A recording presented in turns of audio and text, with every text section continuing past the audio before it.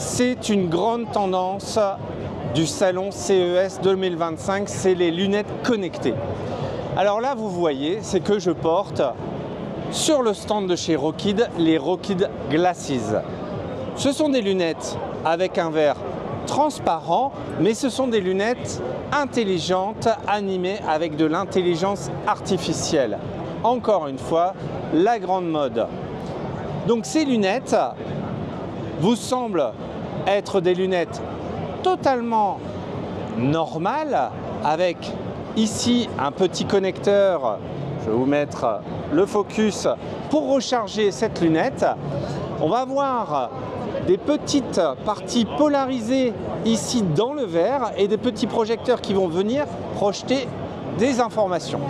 Je vous avais déjà fait une vidéo en short pendant le salon du Silmon, le salon de l'optique, avec la marque Event Realities qui proposait le même type de produit. Donc voilà, encore, ils sont d'ailleurs ici présents au CES 2025, c'est vraiment la grosse tendance. Qu'est-ce que cela fait des lunettes connectées Rokid Glasses? Donc là, je les remets. Donc déjà, il faut savoir, c'est que ces lunettes pèsent 49 grammes, donc sont très légères. On est quand même très proche des lunettes, on va dire, standard. Bon, après, forcément, il y a tout type de lunettes. Sans les verres, hein. Bien sûr, on ne compte pas les verres. Si éventuellement vous avez des verres beaucoup plus gros, comme moi, je suis très myope, sans mes verres, c'est compliqué. Ces lunettes sont disponibles en 6 couleurs, enfin seront disponibles en 6 couleurs, puisque pour l'instant, le marché chinois sera alimenté. En deuxième trimestre, à la fin du deuxième trimestre 2025, on devrait avoir débarqué cela en Europe. Qu'est-ce que cela fait exactement?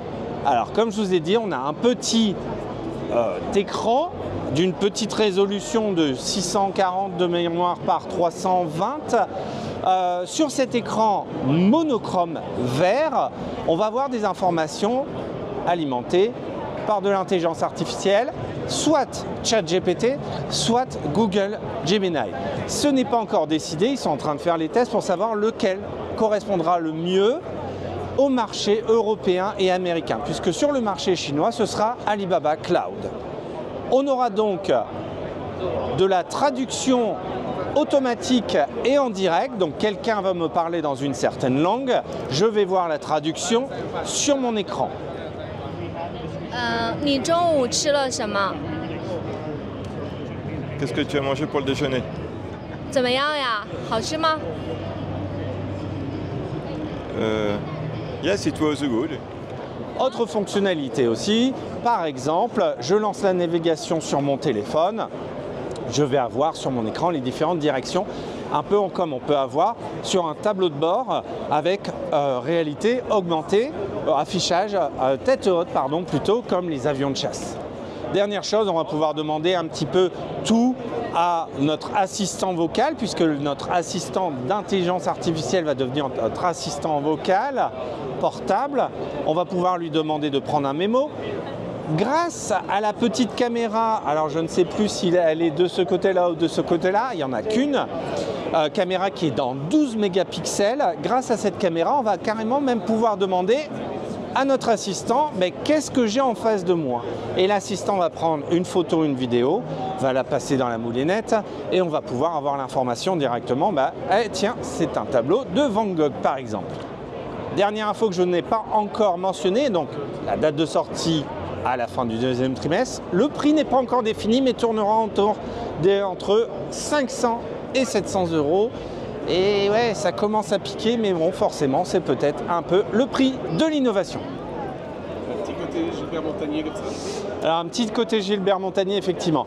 Donc là, c'est bien le test avec des lunettes pour regarder n'importe quoi. Comme contenu vidéo, etc. Avec ce petit boîtier-là, en fait, ça vient rajouter une bonne partie des applications, puisque là, on va avoir comme une télécommande, on va pouvoir pointer, appuyer sur le petit pavé tactile pour sélectionner On a un ensemble d'applications qui est disponible, comme les navigateurs. On va pouvoir, via une sorte, non, c'est pas une sorte, c'est carrément un App Store.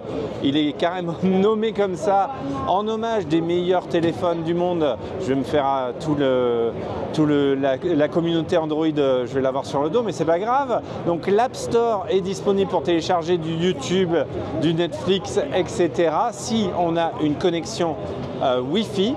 Mais sinon, par contre, ces lunettes fonctionnent un peu comme les lunettes X-Suite dont je vous avais déjà parlé l'année dernière dans ma vidéo. On branche directement en USB-C sur le téléphone et on a le mirroring dessus. Donc là, je suis par contre en mode anchor, c'est-à-dire que j'ai un écran devant moi. Si je bouge la tête, là, l'écran il est toujours par là. Là, je vois autre chose. On n'est pas en mode follow pour l'instant, alors je n'ai pas encore tous les modes de fonctionnement. On peut afficher jusqu'à 3 applications, donc admettons un Chrome devant moi, YouTube sur la gauche et les autres, par exemple, autres applications de musique ou de création éventuellement de ce que je peux voir, WeChat, les chats, etc. Voilà, donc on a une qualité plutôt pas mal, similaire à ce que j'ai pu déjà tester sur d'autres produits. Je vais débrancher ça, on va passer en mode Can I plug it to my phone? So there's no data collection of those things, just your personal second monitor. Ok. Donc là, je branche directement sur mon téléphone et sur mon téléphone, je vais avoir le mirroring de ce que je peux voir, mais directement sur l'écran. Si je lance par exemple Netflix, donc là je vais lancer Netflix, je vais avoir ma vidéo. Alors là forcément, j'ai pas de réseau, c'est une catastrophe le réseau ici. Pendant un salon comme le CS. Oh, magnifique, un petit peu. Donc là, on va pouvoir lancer une vidéo. Alors, ce qui est bien avec Netflix, c'est que même si on n'a pas de connexion, on va pouvoir lancer la vidéo qui est téléchargée, voire même éteindre le téléphone. Ça reste en veille sur le téléphone, mais on a encore la vidéo qui est affichée. Alors, vous voyez qu'ici, j'ai carrément le cache de protection. On peut l'enlever. Dans ce cas-là, c'est un autre design. Là, je vous vois déjà un peu mieux. On voit complètement à travers. Malheureusement, pas de verre polarisé qu'on va changer comme chez les X-Reel. C'était les Pro 2, Air Pro 2, par exemple, avec le petit bouton. On voit plus au travers, c'est moins immersif, mais on a quand même encore une bonne qualité. Donc, ce modèle s'appelle le Max 2 Glasses. On a d'ailleurs 2 petites molettes ici pour régler le focus. Alors si vous n'êtes pas forcément les yeux, on va dire, centrés, mais on va pouvoir, un peu comme les casques de réalité virtuelle, pouvoir bien remettre le focus. Comme j'ai dit, pas de verre polarisant, il va falloir mettre le cache pour être totalement immergé, mais encore une fois, la qualité est plutôt bonne. Je vous ai expliqué le modèle de Spatial Computing, mais ce qu'il faut savoir, c'est que si vous avez filmé avec un iPhone, par exemple les iPhone 15 ou les iPhone 16 peuvent filmer maintenant en 3D, eh bien on va pouvoir regarder cette vidéo directement sur ces lunettes en 3D.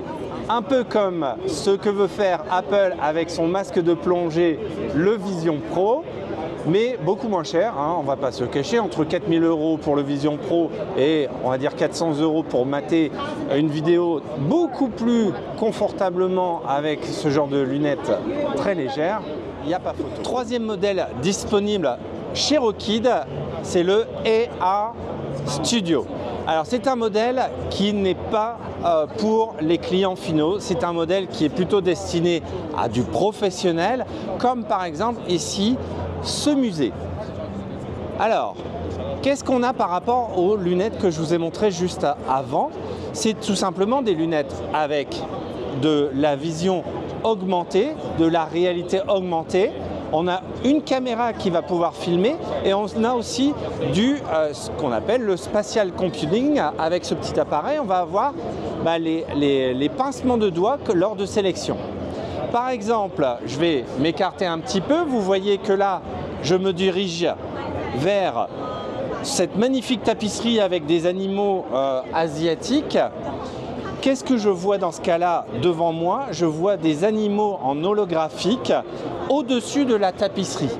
j'ai en même temps, via les petites branches, des explications de ce que je peux voir. Si par exemple je me déplace ici vers cette porcelaine, alors là j'ai un autre contenu qui est en train de se lancer juste devant moi. On est plutôt sur une vidéo avec du feu, etc. Et on a l'explication en vidéo de la construction de cette poterie.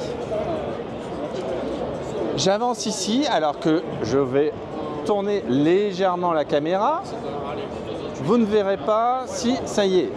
Voilà, donc je vois ce petit cercle de pierre et dans ce cas-là, je vois autre chose, d'autres explications qui apparaissent. Donc là, forcément, comme je vous ai dit, on n'est pas sur un produit déjà prêt, il va falloir le paramétrer, le configurer suivant l'usage professionnel. Mais franchement, visiter un musée avec ce genre d'appareil-là, c'est quand même un autre monde.